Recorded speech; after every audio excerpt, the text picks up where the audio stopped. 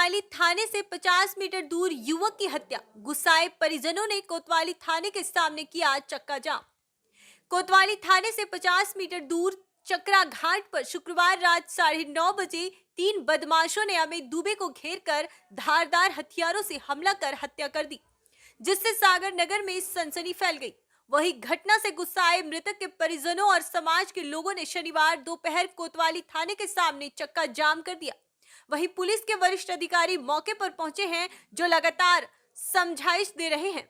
समाज के लोगों का कहना है कि कोतवाली थाना क्षेत्र में अपराधी बेखौफ हो चुके हैं। आए दिन यहां पर कट्टरबाजी की घटना सामने आती रहती है और अब तो कोतवाली थाने के 50 मीटर दूर पर ही हत्या हो गई है और पुलिस ने अब तक किसी भी प्रकार की कार्रवाई नहीं की, जिससे लोगों में काफी आक्रोश है। फिलहाल चक्का जाम जारी है।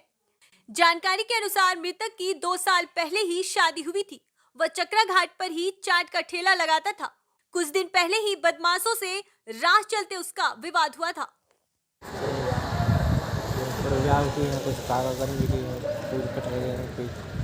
ये लोग क्या करते हैं? चक्री घाट पे खड़े रहते हैं, किसी ना किसी को मारते रहते हैं। अब आप क्या चाह रहे हैं प्रशासन से? न्याय मिले, उन लोगों को सजा हो, कि घर करे उनके।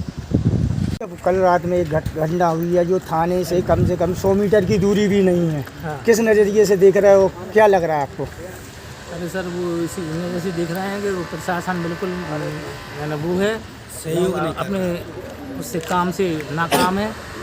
और हम ये कह रहे हैं सर कि आए दिन वारदातें होती रहती चक्रा घाट पे। चक्रा घाट धार्मिक स्थल है, यहाँ पर महिला भी आती हैं, बच्चे भी आते हैं, बूढ़े भी आते हैं, सब आते हैं। यहाँ आए दिन सब पूरे कटर गैंग खड़ी रहती है, ना पुलिस का कोई वो है ना कुछ वो है। तो क्या लग रहा है किस बात को लेके बहसबाजी हुई थी? अरे सर, वो बात को नहीं, वो तो सीधा साधा लड़का था, उसकी कोई बहस ही नहीं होगी। अच्छा से सीधा साधा सेल्समैन था, उसकी काय को बहस होगी किसी से? ये कौन लोग हैं जो ये सर कटर गैंग के आदमी है सर। तो आपको किसने बताया था ये कटर गैंग के आदमी? अरे सर, वही तो करते हैं सर। तो बता, हमें भी पहले मारा था। हमें भी तो मारा था, ये देख लो आप, ये देख लो घाव देख लो हमारा। और दिखा रहे आप कैसे हुई और कौन लोग थे? ये लोग 3 लोग थे जो मेरे घर के बाहर बैठे थे। मैंने इनसे बोला कि आप लोग इधर क्या कर रहे हो? तो कहने लगे बैठे हैं। हमने मेरा घर है, आप जाइए। तो ये लोग उसका इंतज़ार कर रहे थे, जो मृतक है ना अमित दुबे, तो उसका इंतज़ार कर रहे थे और ये निकल गए थे। फिर जैसे ही वो घर से निकला है, वो अपने दोस्त के घर पे था।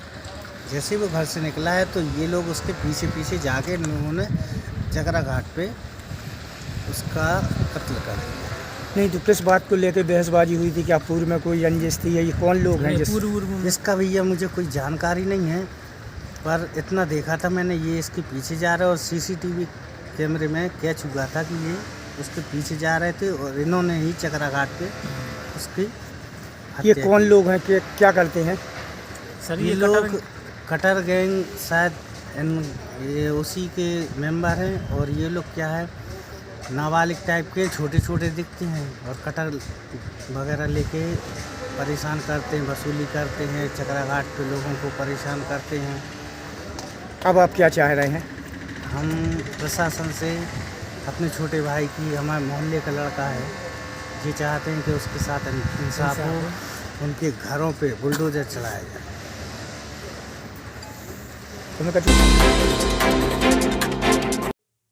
भभुआ प्रखंड के जागेबाराव पंचायत के तरहनी गांव में बच्चों को स्कूल में फलेरिया का दवा खिलाने से बिगड़ी तबीयत।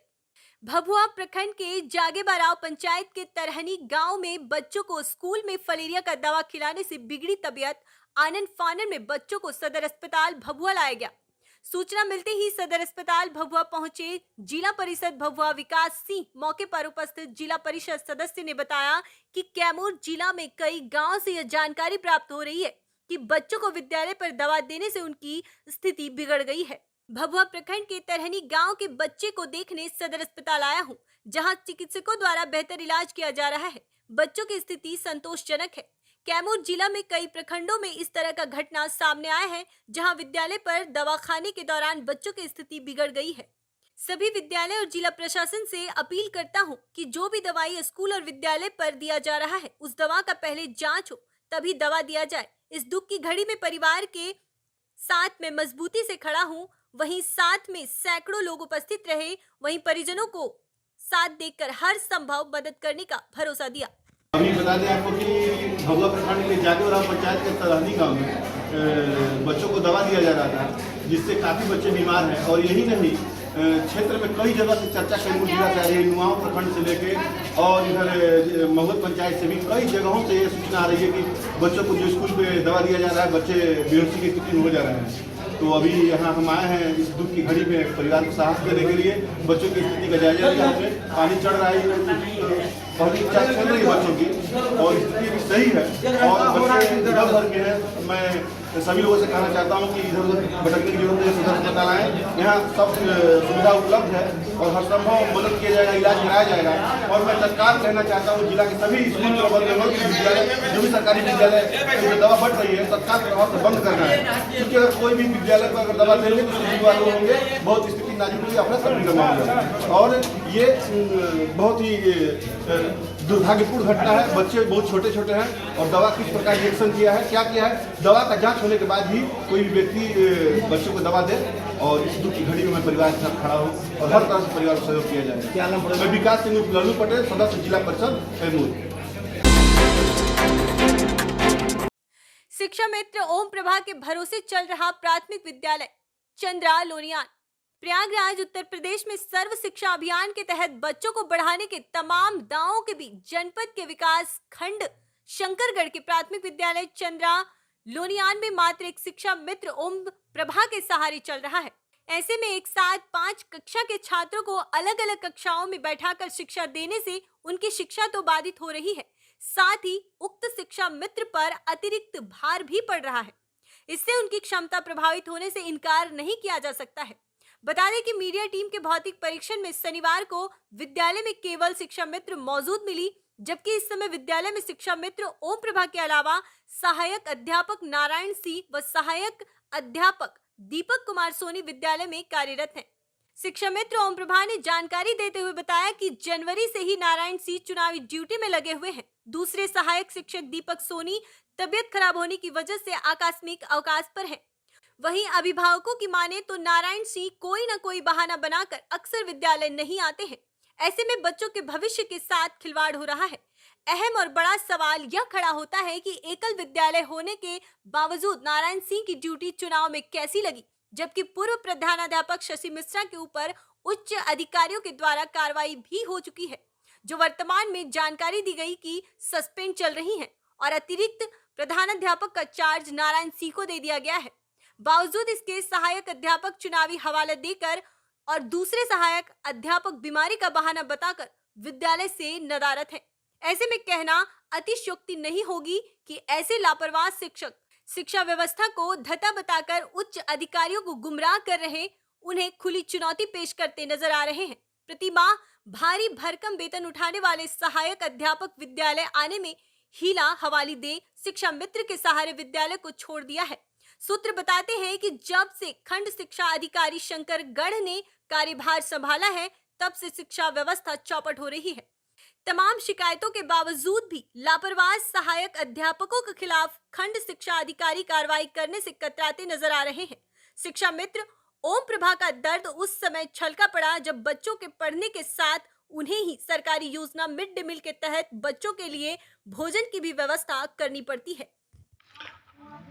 आंटी जी, आप यहाँ मतलब किस पद पे हैं ये स्कूल में? शिक्षा मित्र। और आपके अलावा हमको यहाँ कोई और भी टीचर वगैरह नहीं दिख रहे हैं। एक लोग की चुनाव में ड्यूटी लगी है। चुनाव में ड्यूटी लगी है? हाँ, एक लोग छुट्टी पे हैं, आकस्मिक अवकाश। अच्छा, चुनाव में जिनकी ड्यूटी लगी है तो उनका क्या नाम है? नारायण सिंह। नारायण सिंह।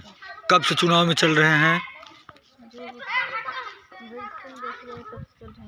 अच्छा, रजिस्टर देखने के बाद क्लियर हो गए? नहीं, चल रहे हैं जनवरी से। कैसा है? जनवरी से छुट्टी चल रहे हैं मत? अच्छा, ये बताइए आप। चलिए ठीक है, देखिएगा रजिस्टर।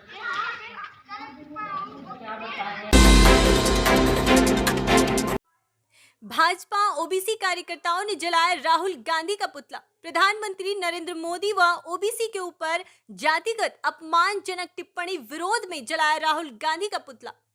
ओबीसी मोर्चा अध्यक्ष श्री के लक्ष्मण के नेतृत्व में जलाया पुतला।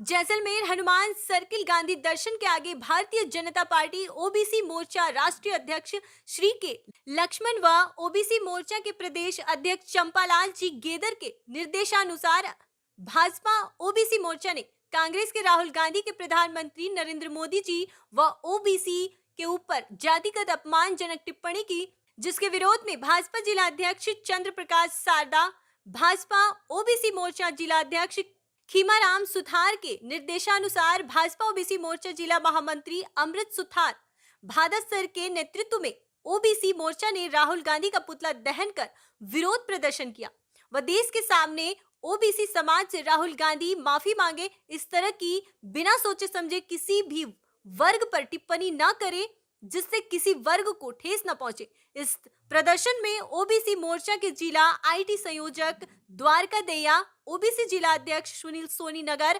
अध्यक्ष अजय राहड़, उपाध्यक्ष कैलाश कच्छावाहा, मनोज भाटिया, महामंत्री निमदान, महामंत्री भवानी सी, महामंत्री जितेंद्र भूतड़ा, मंत्री विक्की सेवक, मंत्री आदित्य शर्मा, सम मंडल अध्यक्ष पूनम सी दूजासर, पुरुषोत्तम भार्गव आदि कई कार्यकर्ता उपस्थित रहे। महर्षि स्वामी दयानंद जन्मस्थली टंकारा में त्रिदिवसीय द्विशताब्दी स्मरण उत्सव प्रारंभ। ऋषि दयानंद सरस्वती जी की जन्मभूमि पर 200वीं जयंती उपलक्ष्य में प्रथम दिन राज्यपाल आचार्य देवव्रत जी का उद्बोधन से प्रारंभ। प्रथम दिन के सत्र में राज्यपाल गुजरात देवव्रत में अपने संबोधन में आचार्य जनों से आह्वान किया कि दयानंद की स्मृति में भव्य स्मारक के निर्माण में आर्यजन अपनी भागीदारी सुनिश्चित करे ताकि युग प्रणेता दयानंद की स्मृति अमर हो सके व पूरा विश्व उससे प्रेरित हो सके। और वहां जो व्यवस्थाएं उनको भी ठीक नहीं कर पाए आज तक, ये तुम सब आर्य समाजों को मिल करके इस पे गंभीरता से विचार करना चाहिए। क्यों? अब अगली बात सुनो। देश के प्रधानमंत्री का भाषण आपने पिछले साल सुना भी होगा दिल्ली में। वो ऐसे बोले थे जैसे आर्य समाज का कोई उपदेश भाषण देता आया ना। वो इतने भगत है स्वामी दयानंद के। और अमित शाह जी, उन्होंने तो मेरे को एक बार बोला था और मैंने एक सम्मेलन गुरुकुल कुरुक्षेत्र में किया था। उन्होंने मुझे बोला था कि यदि स्वामी दयानंद सरस्वती उस काल में भारत में न आते तो भारत को इतनी जल्दी आजादी न मिल पाती। ये उनके है। और उनका साथ में जो देशभक्ति का भाव आर्य समाज ने दिया, जो निर्व्यसनी समाज का निर्माण का काम आर्य समाज ने किया, मेरे को अमित शाह जी कहते हैं आपने आर्य समाज की युवा पीढ़ी को आर्य समाज में ज्यादा से ज्यादा जोड़ना चाहिए। ये जरूर